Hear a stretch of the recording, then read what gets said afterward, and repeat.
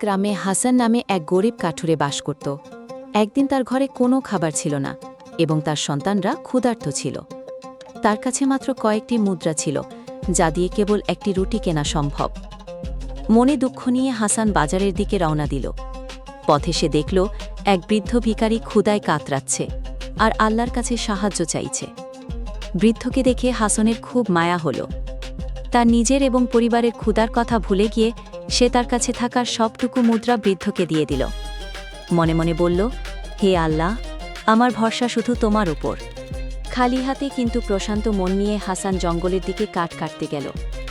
কাঠ কাটতে গিয়ে হঠাৎ তার কুড়ালটি একটি পুরনো গাছের কোটরে পড়ে গেল। সে যখন কুড়ালটি বের করতে গেল, দেখল ভেতরে স্বর্ণমুদ্রায় ভর্তি একটি থলে। হাসান অবাক হয়ে গেল এবং আল্লাহর শুকরিয়া আদায় করল।